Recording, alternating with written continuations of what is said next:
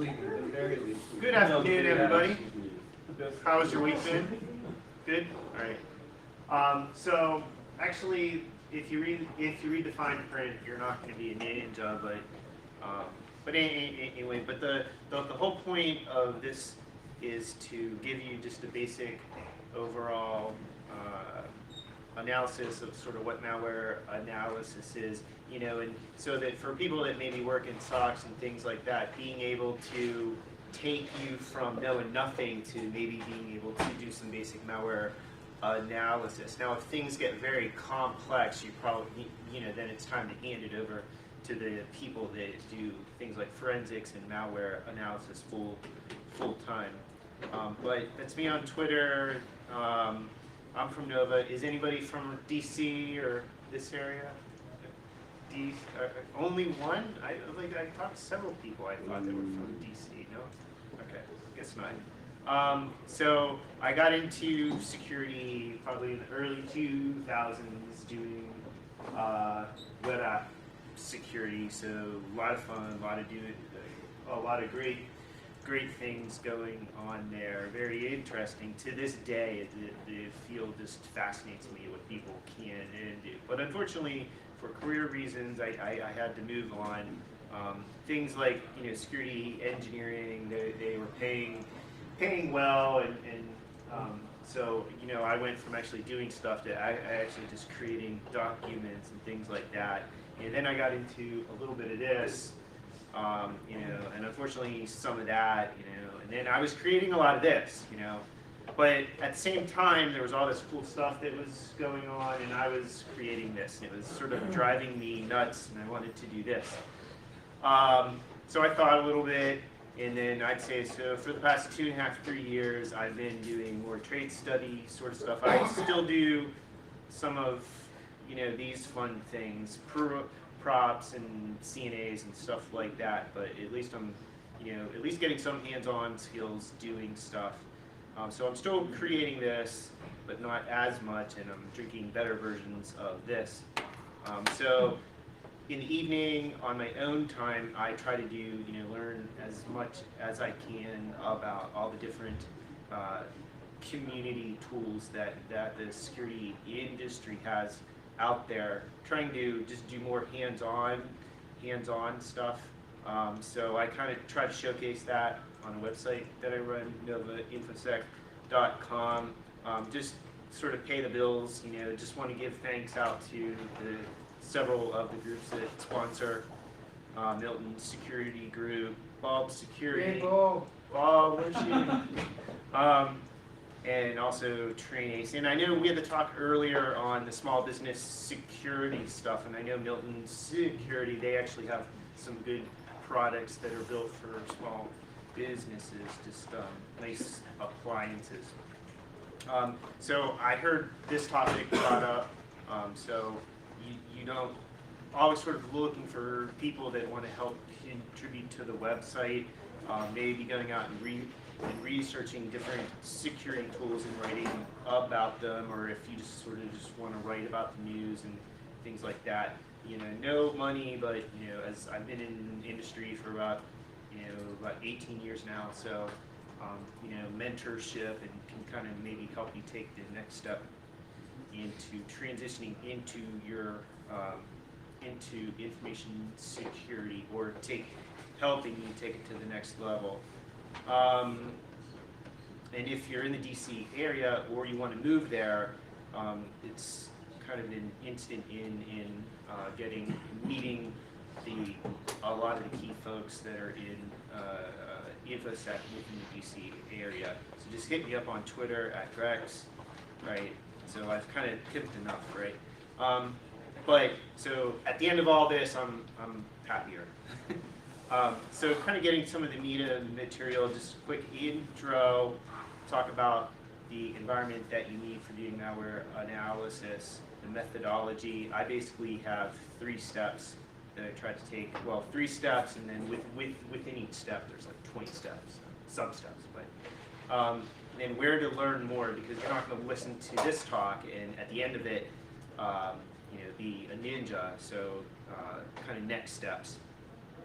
And then conclusion, So just warning, whenever you're doing any sort of malware analysis, be careful. Don't do stuff on production systems. Me, myself, I'm not necessarily a malware expert. I can do the basics, and I'm continuing to learn more. So sort of like I'm learning a lot and learning a lot more by giving talks like this to kind of help other people just establish that foundation. So environment-wise, there's kind of two different ways. You can either have a physical setup or a virtual one. Obviously, with physical can be kind of rough, but it is needed in some situations. But most people that I know go virtual, so they basically use a product like VMware or VirtualBox or whoever, and you can set up VMs. Then there's physical. What? Yes. Yeah. Every now and then I hear people saying that you shouldn't use virtual systems for analysis because people will make the malware be like VMware. Yep. Yeah. That's something that, except you have to consider too, with VDI, things like that. Like a lot of people, their workstation is running in a VM. So, but if you run into something that is very tough, obviously you can be like, oh, this is a special case, let's bring it over to our physical box. So, you definitely need to have, like if you're a malware analysis shop or a SOC or something like that, you can do most of your stuff in a virtualized environment, but you're probably going to have that like kind of one-off physical box that you may use in rare occasions.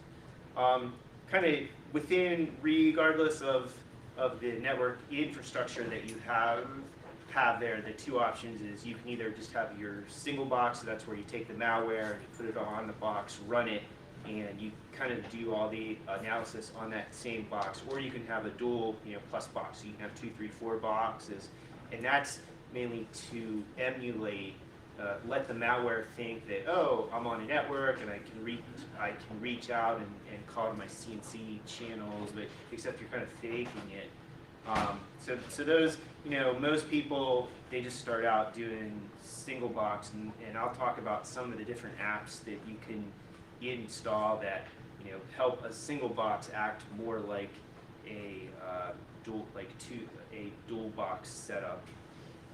And I already talked through some of these, but pros and cons of each. So the virtual, very easy to set up. You can do snapshots, so you can run the malware, do your analysis, and then maybe you'll miss something, so you can revert back and rerun it. So you don't have to do the whole OS install from scratch each time. So it makes it very easy. And we already talked about this, malware being able to detect that it's in a VM and then being able to act differently from or just terminating. So that's an issue that you may have to consider. And then that's where you need that sort of one-off physical box where, obviously having a bunch of different physical systems set up to analyze malware is more resource intensive. So it depends on the size of your shop. I think for doing malware analysis 101, you're basically going to probably use, on the cheap, you're going to probably use something like VirtualBox, and you're going to have some VMs that you can run up. So this is just some quick setup steps. Usually, and I have VMware on my Mac. One of the things that I want to point out here, obviously whenever you're running malware, on the VMware stack, there's 3 types of networks. So there's NAT, which, who doesn't know what NAT is? Hopefully no one raises. Okay. So there's NAT.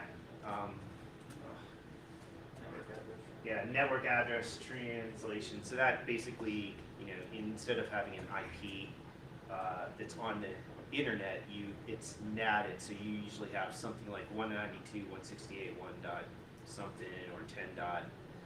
And it's a private, non-routable address space. So there's bridge, which is you're basically connected to the you're getting an actual IP address, and there's host only. So obviously, whenever you're running malware and playing with it, you would say, oh, I only want to run host only. But you have to be careful with that, because host only includes not only the guest VMs, but also the host that everything's running on. So just sort of in setting that up, these are just some quick steps, like you want to create a new adapter, and then let's see, you create a new network interface, and then you connect the VM to that adapter, and you want to make sure that that it's unchecked. Connect the host MAC to this network. You want to make sure that's unchecked. It's just pretty similar to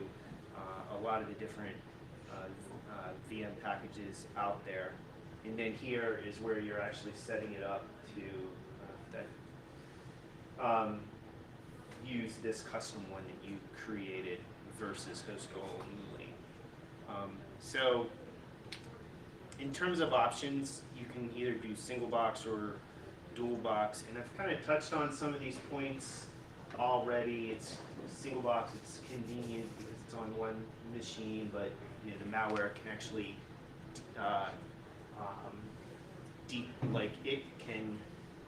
the malware can actually sabotage that machine, so that like if you're just, say, sniffing traffic, it could change that traffic. So in certain ways it can sabotage it. Now the advantage with the dual plus box is you get this external view, and whenever you're looking at things like open ports and network traffic, you're getting an external view where the malware can't sabotage it. Plus it's a little bit more realistic. So in just kind of the next few steps, I'm going to just go through setting up a single box. So usually, has anybody heard of Metasploit Unleashed? A few. So they actually have, it's a free kind of online course. They actually have a nice setup of the first half of the how they say set up the XP. If you take like the first half of those instructions, they actually it actually gets a nice XP setup so that it doesn't bug you with, oh, you need to turn your firewall on, you need to install patches. So they basically go through turning a lot of that stuff off. You may want to add some target software, which like I have listed there. Like the usual suspects, Reader, Java, Flash. And then one of the big things too is usually you may need older versions. So like two big sites for those are usually oldversion.com or oldapps.com. Those are great sites. Or if you can't find it there, you can Google, try to search for it that way. So in continuing to set up your single box, these are now there are a lot of different tools to analyze malware, and I'm just trying to list like maybe the most popular stuff here. So there are two types of analysis. There's dynamic, which I'm going to talk about here, and then there's static. So dynamic is where you're actually going to run the malware and you're basically going to watch what it does. Where static is you're not going to run it, you're going to open it up in a something like AIDE or AIDE Pro, and you're going to try to figure out what the malware is doing without running it. So with dynamic tools, some of the top ones, this and a little bit on the next page is Process Monitor, Process Explorer. These are tools from sysinternals, which Microsoft bought, I think, 2 years back. So those are two great tools to start out with. Wireshark, which is for doing network traffic analysis, and RedShot, which is good for just taking especially on Windows systems where you take a shot of the registry, take another, run the malware, and then take another shot, and then you can look at what the differences were. And I have links to all this stuff there. Some 3 other tools that are useful is TCP view. This is just doing the same thing like netstat minus AN, but it's on a GUI, and it can track things, and then you can save it to a text file. So there you can see if the malware pops up like if it opens any ports. Malware analysis pack, which isn't officially maintained anymore, but they have a lot of utilities. Kind of the two of the main ones are fake DNS, and then there's a lot of great right-click options, like you can just right-click on it and you can get the MD5 hash, or you can right-click on a file and run strings on it, or submit it / compare to stuff that's on Virus Total. So the fake DNS one, this is where you actually, it'll run this pretend DNS server so that whenever the malware says, hey, give me the IP address for www.mycncchannel.com, this DNS server says, oh yeah, sure, and then it gives a fake response so that it thinks most malware will do that so that they can test, hey, am I connected to a network? And then kind of the other big one, which is written by some of the guys that work at Mandiant, is fake net. So this does basically the same thing as fake DNS, but it does a whole bunch of things. So DNS, HTTP, SSL, or you can set up just sort of a dummy listener. Like if you run strings on a file, what that does is it'll go through an exe or a DLL, and it'll pull out any printable like ASCII characters. And so if the malware isn't obfuscated well, you can see things like web addresses or IPs, or maybe ports that it's connected to. And so, or if you use TCP view the first time you run it and you see that it's opening a certain port going to this server, well, you can use FakeNet to emulate that so that the malware thinks that it's in an actual environment. So then we talked about dynamic analysis tools, and then there's static, which dynamic analysis is relatively pretty easy because it's sort of trial and error. You sort of run it and then you set up all these things all around it to just see what's going on. Where static analysis is you're not running it and you're actually opening it up in a disassembler, and you're trying to figure out what it's doing by reading the assembly instructions. Although tools like AIDE and AIDE Pro definitely help make that a lot easier to read. And this is like a static analysis. It's more, you can have maybe like a general methodology that you follow, but it gets to the point where it's more of an art. You just kind of look at it, and after you've done it 5 years, things just, oh yeah, they're doing that, or they're doing that technique. So it's definitely a lot harder, and that's why this is sort of a 101 intro. This is where if it would get to the point where you would really need to do some heavy static analysis, that you would want to hand it off to the guys that do reverse engineering or malware analysis full time. But there are some basic things that you can do, and also for deobfuscation purposes, you can use these. So there's AIDE debug, which is free, which is a basic disassembler. There's a plugin for AIDE called AIDE dump, and what that allows you to do is read the malware or any processes out of memory. So a lot of malware will be obfuscated or encrypted. Well, the malware itself is going to have to decrypt itself so that it can run, and it's going to run in memory. So what you do is you run the malware through AIDE debug, pause it, and then you use AIDE dump to pull the malware out of memory. And so you've basically bypassed their encryption or packing or obfuscation techniques. And AIDE Pro, there's a free version which you can do some basic stuff with, but you also have their, I don't know, does anybody know how much a license to AIDE Pro costs? It's fairly expensive.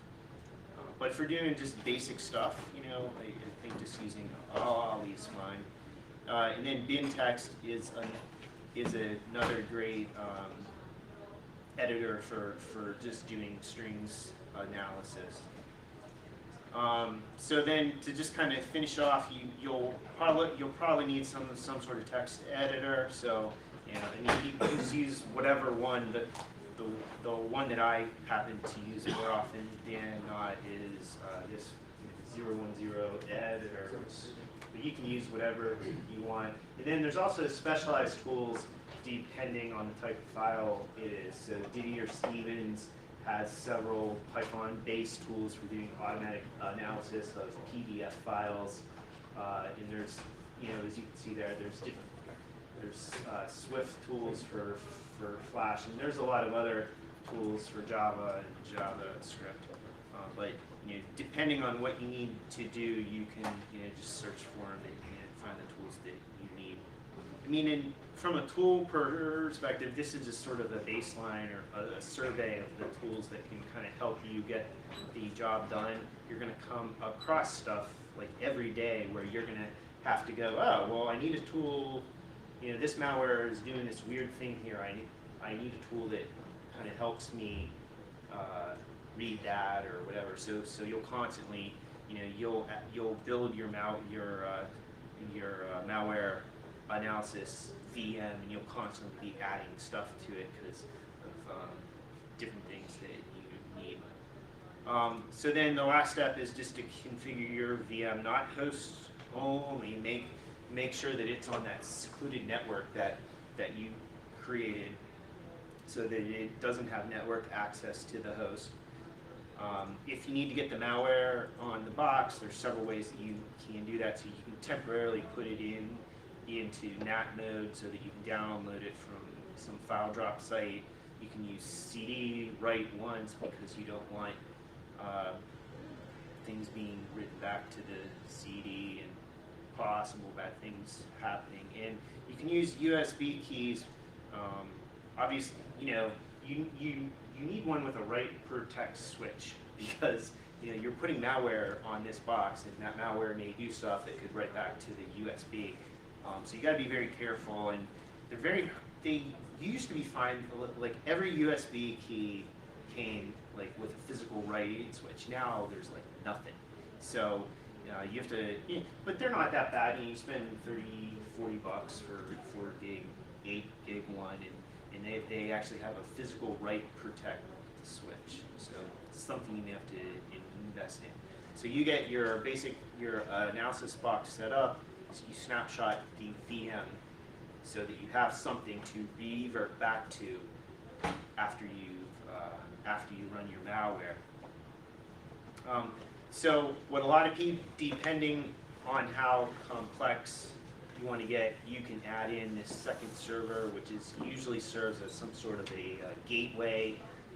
So you'd have to go into your analysis machine and manually set the network so that it's using this fake server as its gateway. And so this allows you, as we talked about before, malware can sabotage the actual machine that you're running it on. So this allows you to get more of an external view in terms of network accessible things like packet captures. You can run Nmap or other tools to kind of see what ports it opens up. Let's see, and you have this base machine. You'll have to put some servers on it. So depending on your initial analysis of the malware, you may have to put like a DNS server or HTTP server or whatever the goal of your analysis is. And then install your basic network analysis or network forensics tools, take a snapshot so you can revert back to it. The nice thing about the fake server is this distro by Lenny Zelser called Remnux. And actually last week, or was it earlier this week, he actually released version 4. His prior release was probably 2 years back, so a lot of the tools on it were getting a bit dated, but it was still kind of like the go-to tool for those that were doing malware analysis. Somebody just tweeted.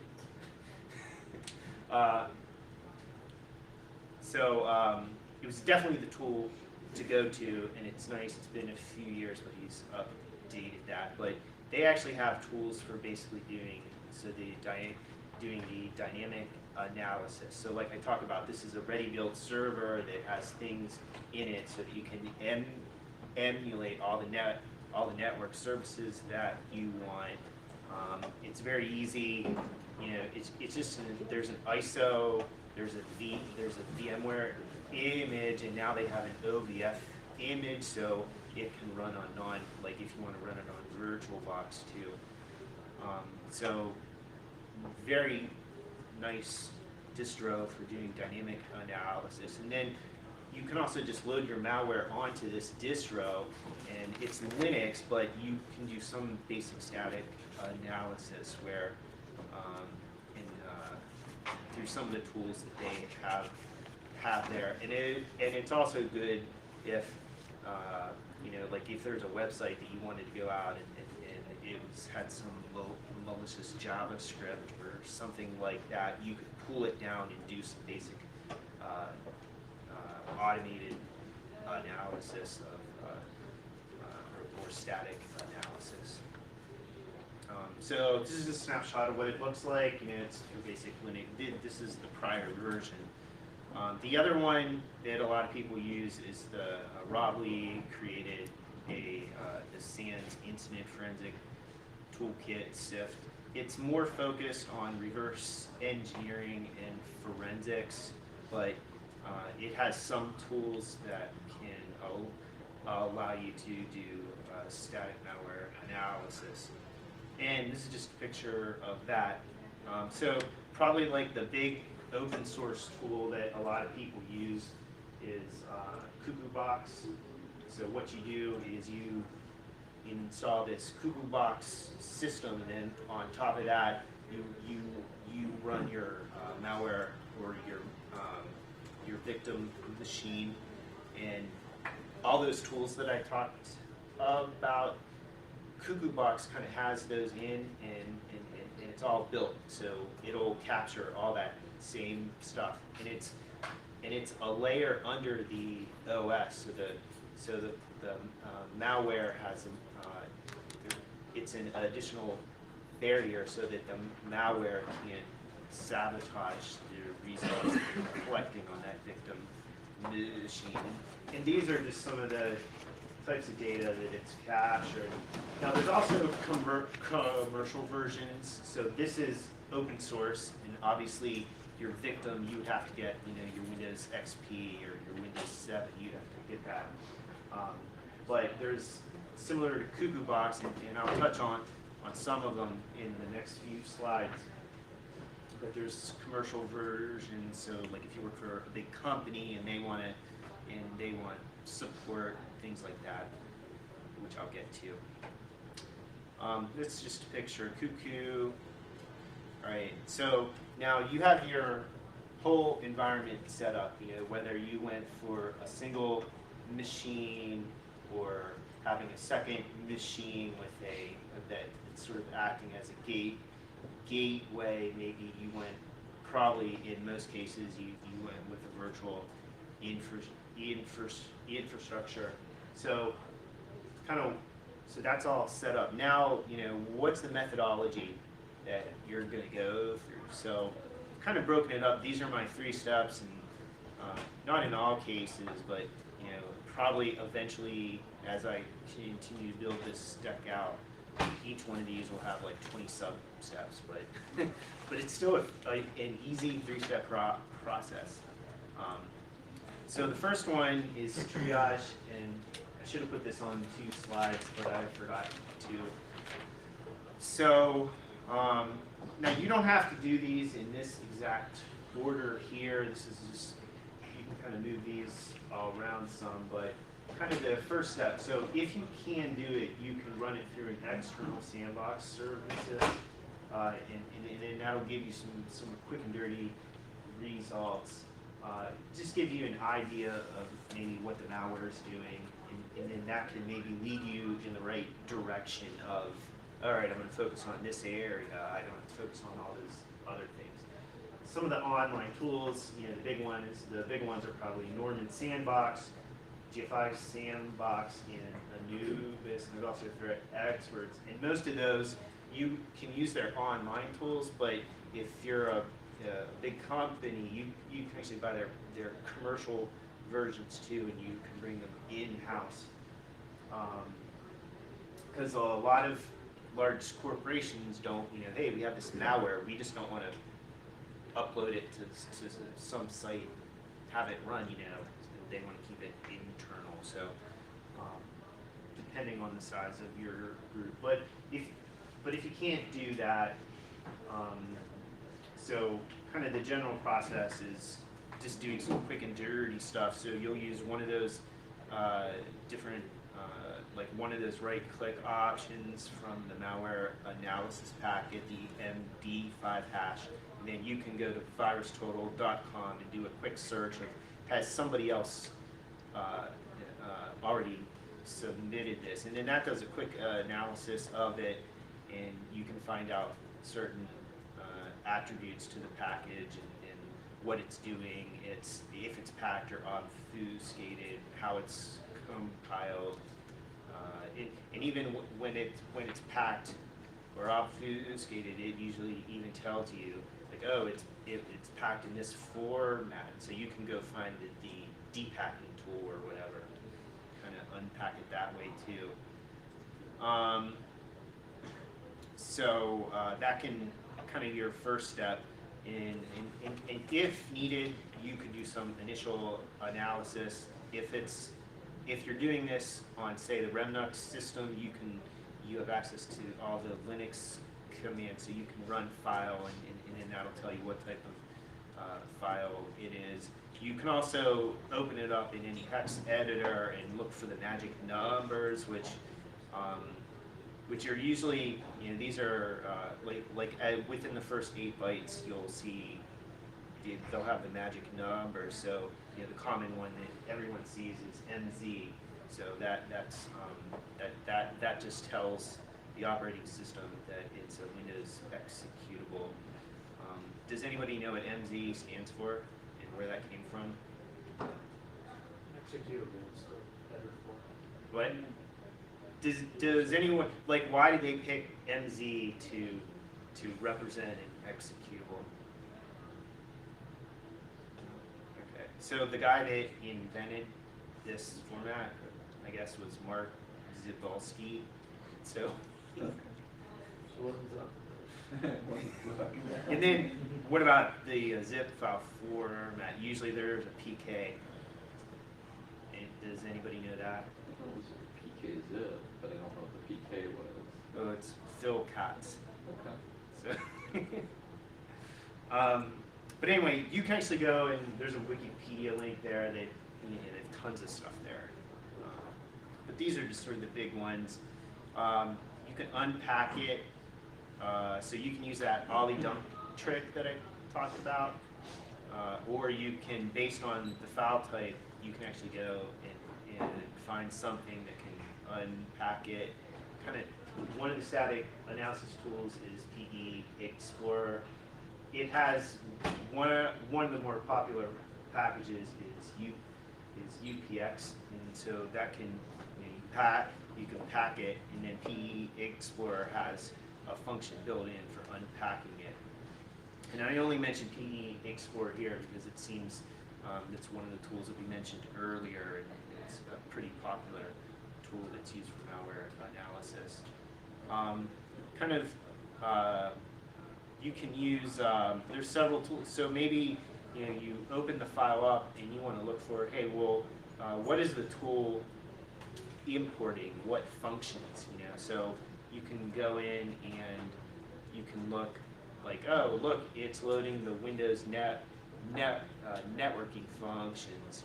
Well, why is it doing that if this is a calculator page? Why does a calculator need access to network? So you can just look for strange stuff like that. There's Fileizer, which does a lot of other things, but you can use that, and you can also use the PE export tool that I mentioned previously.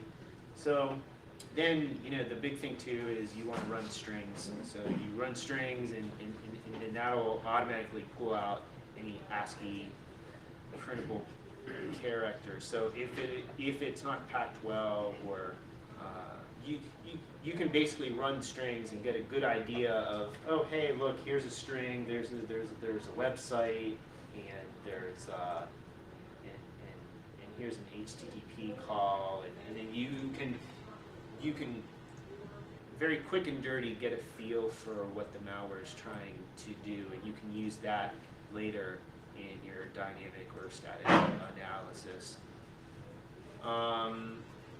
And like I said, you can use the map tool, the malware analysis pack, which has a convenient right-click option, or you can use bin text, which is another one that I mentioned.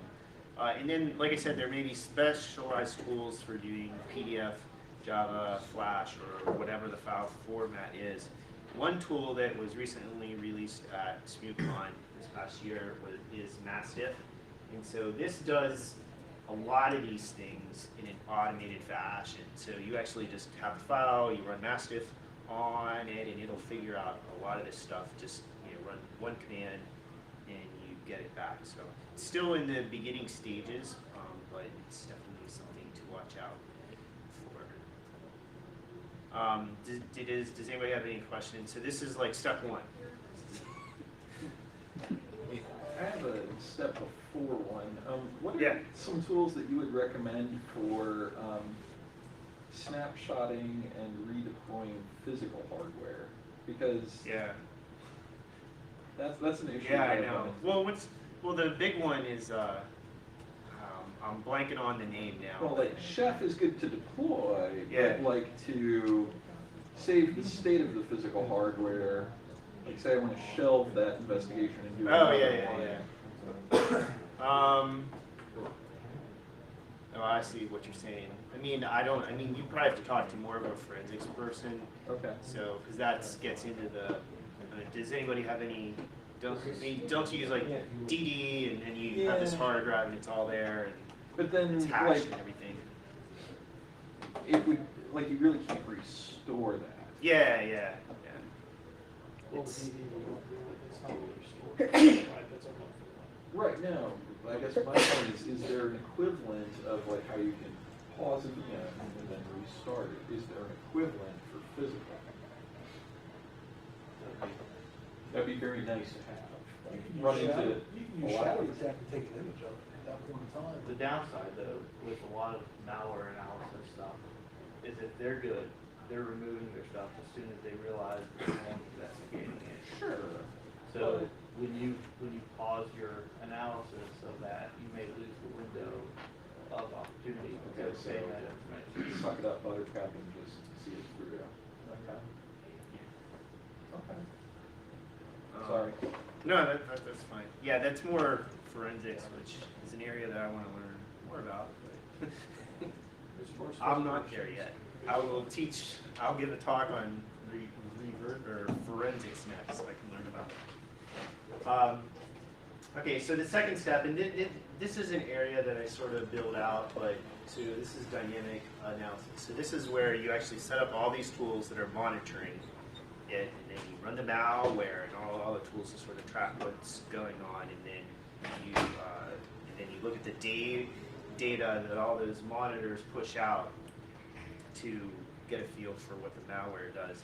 So these are just sort of step-by-step how to go through that. So usually, you know, the first step is you're going to start red shot, take your registry, get a snapshot of the registry. You're going to start Wireshark so that you can look at all the different network traffic that it may be sending. You're going to start process monitor and process explorer so that you can monitor things like processes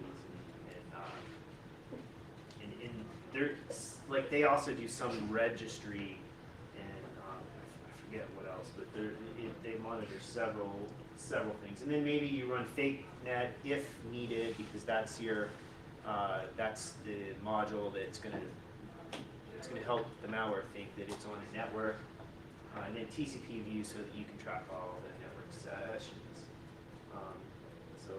So the second step is you execute the malware, and I mean, and there's no real art and science here because people could write malware to like sleep for 2 weeks before it does something. But usually you execute it, and then you can watch all these different tools, these different monitoring tools, and you can, all right, is anything going on? And so you can, but in most cases, usually you'll run the malware, it does a lot of stuff, and then after 15, 20 minutes, things kind of calm down.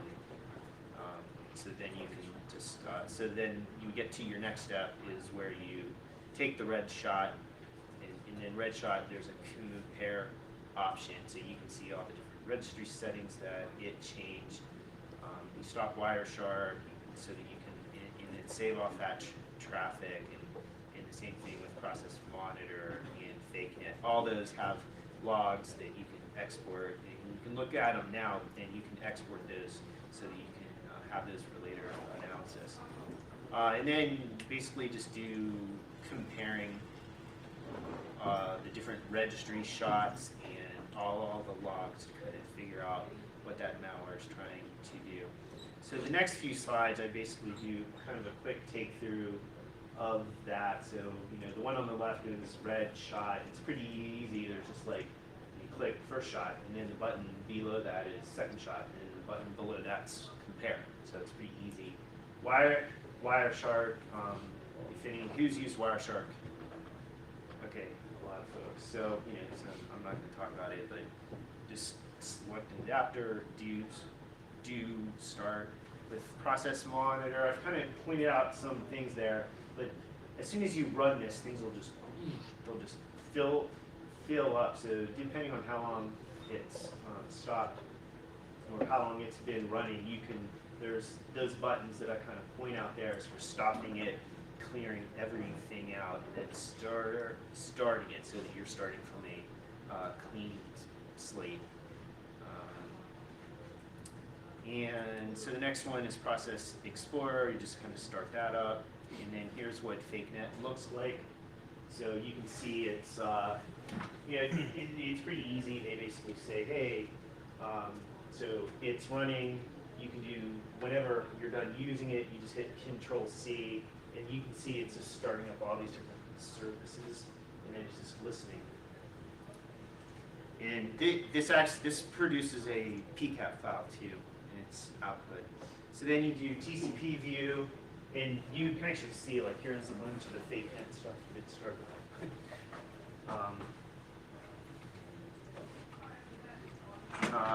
So then you, like I said, you just double click it.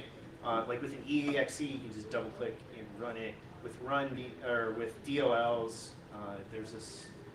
You have to use the run DLL 32.exe, then you put the DLL name, and then any export requirements if it's needed. So, but basically, you can use something like PE Explorer to go in to the DLL and figure out, oh, well, what functions does this executable thing have, and then it'll tell you all the different arguments that you can put in. So an example, once you do that, is you're going to run this. I think I got this out of the Practical Malware Analysis book, but it's rip.dll and install. So you would have used PE Explorer to go into the rip.dll and see what export arguments it supports. But you basically run it, and then you just watch all your monitoring tools. And the activity dies down, whether that could be 15 minutes or 2 weeks. It can be trial. And a malware analysis is something that's meant to be trial and error. So, like, you do this for 15 minutes and it doesn't work. And the nice thing about VMs is you can just be like, oh, revert to my snapshot, do it again. And maybe you have multiple snapshots. I'm going to let this one run for 2 weeks or whatever. So just watch it. So then you kind of get down into the spin down phase, whatever you want to call it. So here is where you click the second shot and do the compare button for red shot. You can stop capturing packets in Wireshark and save those off. You can click that button to stop Process Explorer from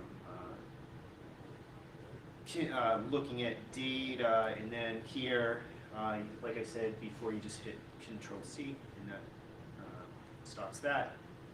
So then you save your logs for future reference, and you analyze. So, and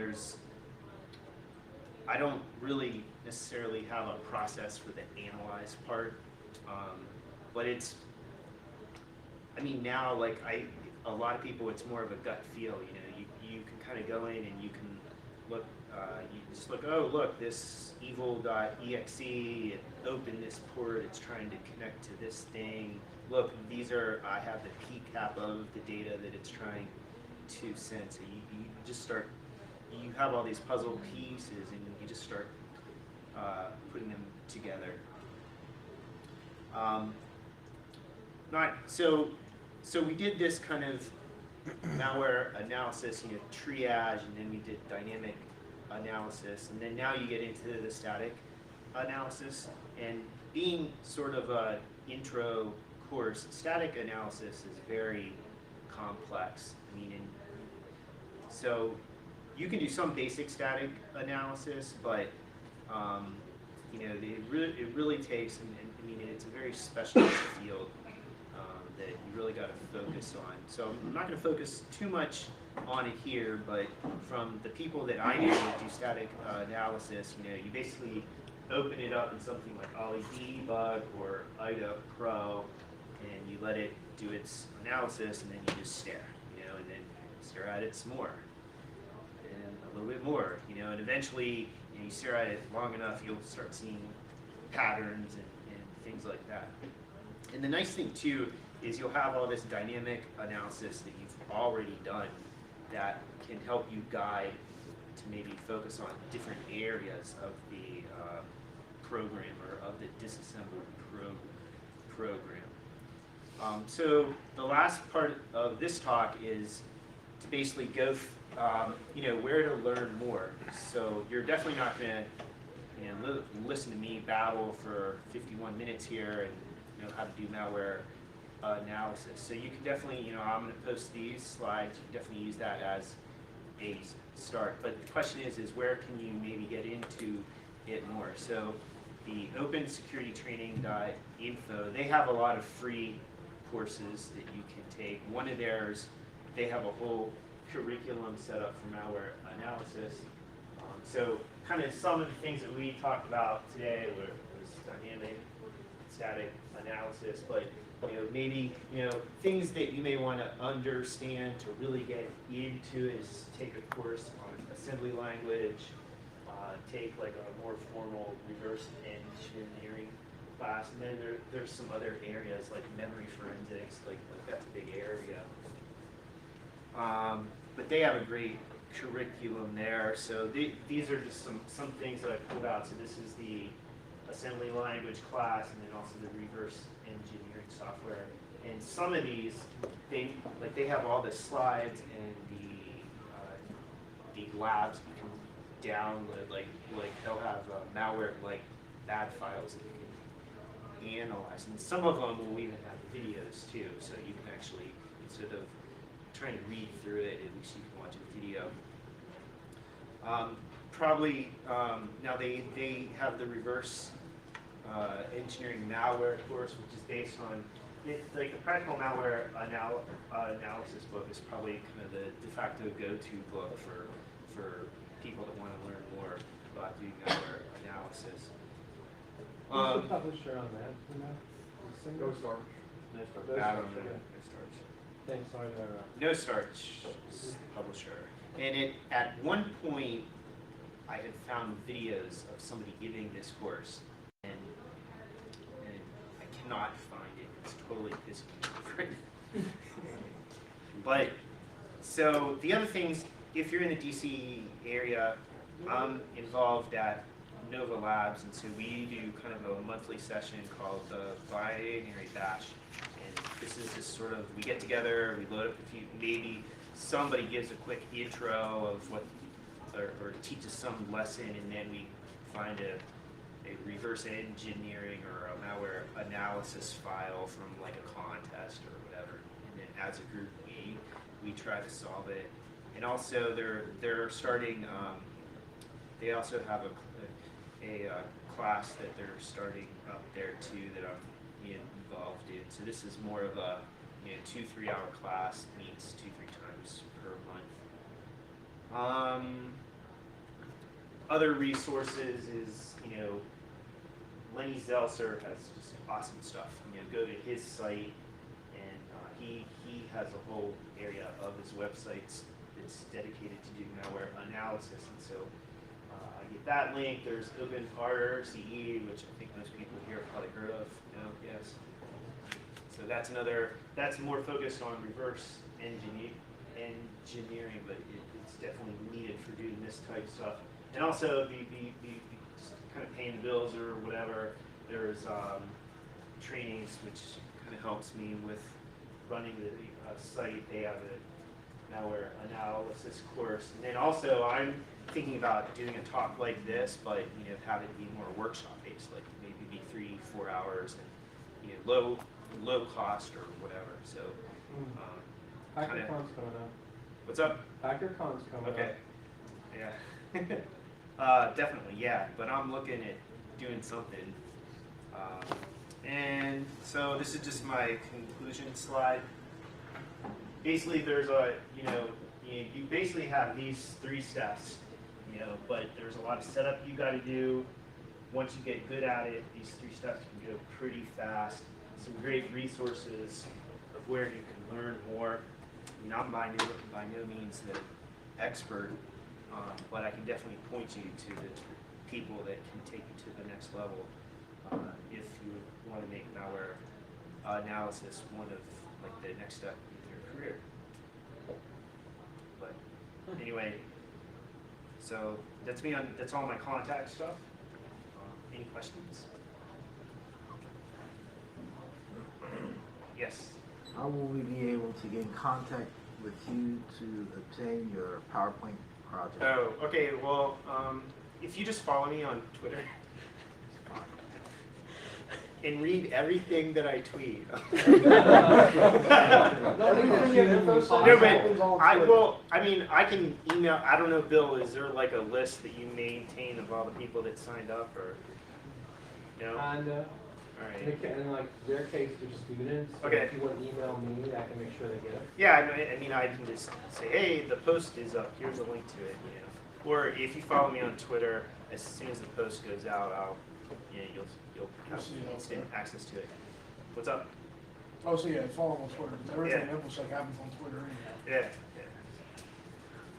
Yeah, basically. Well, that's because no one goes to websites. Oh, we don't have to anymore. anymore. They just live on Twitter and Facebook. Reddit just got DDoS. Oh, really? It was up a while ago. Okay, cool. Well, thanks. Thanks for having me.